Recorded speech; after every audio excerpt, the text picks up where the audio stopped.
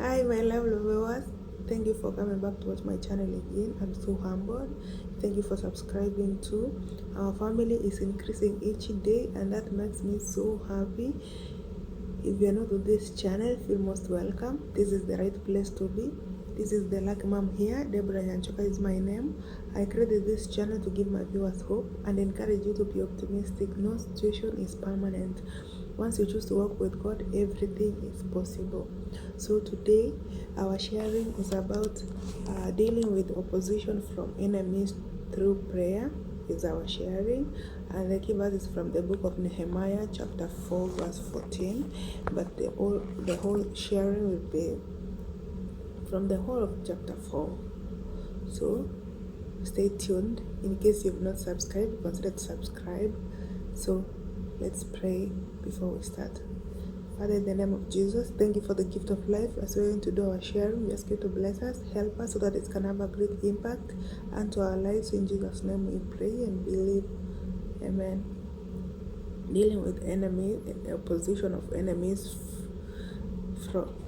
dealing with opposition from enemies through prayer. That is our sharing. Let me read the key verses from the book of Nehemiah, chapter 4, verse 14. My Good News Version records, I saw that the people were worried, so I said to them and to their leaders and officials, don't be afraid of our enemies. Remember how great and terrifying the Lord is, and fight for your fellow countrymen, your children, your wives, and your homes. Amen. The overview of this sharing. This is when Nehemiah was rebuilding the walls of Jerusalem. They were burnt into ashes. Now they decided to rebuild. Now he realized that after receiving many threats from the enemies, he realized that even the builders now have become afraid. So when this project was done by Nehemiah, because he had already received permission from the king to continue with rebuilding these walls, but there's this man, a governor by the name Sanballat, who was not happy with what Nehemiah was doing. They didn't want anything about God. They felt that it was a threat to them again because it was going to discourage their godless lifestyle. So they were very furious about this act of Nehemiah now reuniting the Jews again and start worshiping God. They didn't want anything about God in Jerusalem. But now Nehemiah had become bold and he decided that I'm going to work for my God. So this had made the enemies to be angry and they wanted to attack them. But you know what? They didn't have any power to confront them because they felt that they would be judged. They would be charged for being against the king's order. So what they could do, they could just throw threats, intimidate their builders, mock them, so that they would get discouraged. And this made the builders, leaders, officials to become afraid. That is when Nehemiah told them, do not be afraid. Don't forget, we have a great and terrifying Lord. So we are not going to give up. We are going to finish building the walls. Don't get scared. So when I was going through this reading, I realized that we have different types of oppositions. We can have different types of oppositions from our enemies that we need to fight back. We don't need to give up. So I came up with types of oppositions that I'm going to relate into our real life situation. Number one, we have an opposition of the anger of others against you.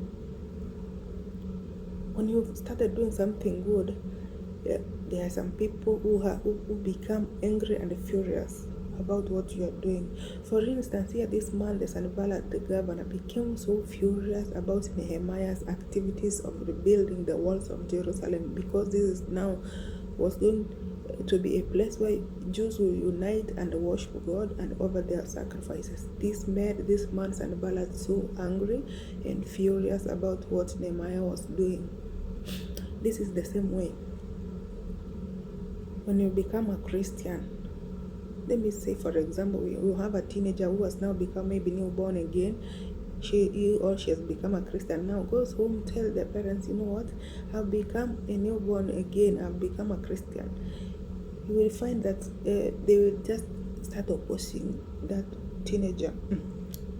What are you saying about being born again? That is nonsense. That shows that they are angry with the activity, this good activity of this teenager. The same way Sanballat was angry about what Nehemiah was doing. This fight, you need to fight it through prayer, and you are going to win. That is the type of opposition. Number one, anger, the anger of others against you. So know how to deal with that opposition. It's just through prayer. Continue doing what pleases God, not what pleases human beings. We have another opposition of mockery and sarcasm. You know what? This man, Sanballat, because they didn't have the power to confront these builders and Nehemiah, they just mocked them, said sarcastic things about them. For example, in chapter 4, verse 2, what did they say? What are those people just doing? Are they going to restore it for themselves? Are they going to offer sacrifice? Do they think they can finish so that they can offer sacrifices? That was sarcasm. It's the same way Satan frequently uses ridiculous against those who stand for the Lord. For instance, if you become a Christian and you let it out, now people know that you've become a Christian, even your fellow workers, even your fellow colleagues, they will just start mocking. What type of a Christian is this? They're just waiting for your downfall so that they can say, we said that she's not going to make it. She has already fallen. That is it. That is the opposition. Don't allow people to mock you. Stand firm.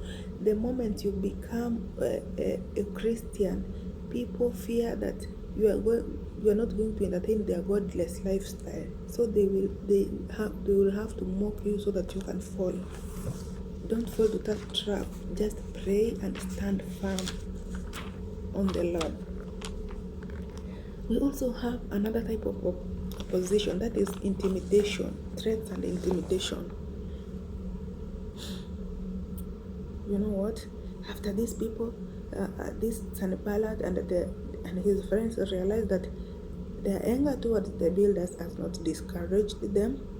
What else? They have ridiculed to them. They have not been discouraged. What else can we do?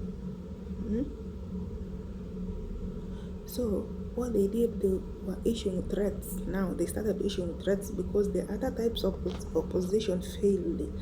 How did they issue these threats? They used the Jews who lived among themselves. There were few Jews who lived among themselves, among the enemies, who could now go to the builders and spread rumors and spread threats about what the enemies are saying. Because they could not go there to confront them. Because Nehemiah had already had permission from the king. This is the same way Satan uses threats to intimidate Christians, so that you will not do what is right. You get discouraged. For example, if you don't keep quiet about the boss's corruption, you will be fired. That is a threat. It's a threat and it's against God's will. Or if you discipline your child, as the scripture says, the authorities will take them away from you. So you get afraid. You don't discipline your child if he or she is wrong. No, you need to discipline your child. Don't fear. Those are just threats. If you spare the cane, you will spoil the child. Another threat is fear. Fear is another threat. Fear is another type of opposition. You know, these builders almost gave up. They were afraid because of the anger and the threats of these enemies. They almost gave up. But now this is Nehemiah now told them in this 4-hour key verse 14, do not fear. You know we have a terrifying God. You should not fear. This is the same way Satan uses fear to paralyze God's people and keep them away from attempting doing anything significant to the Lord. I want to assure you that God is with you. You don't be afraid. In case you want to fight opposition so that you can stand on God's throne, respond to the enemy's opposition with prayer, work, vigilance, and focus on the Lord. May God bless you so much. If you like this video, thumbs up. Subscribe to this channel for more sharing. Also comment. We learn from comments. May God bless you. See you next time. Bye.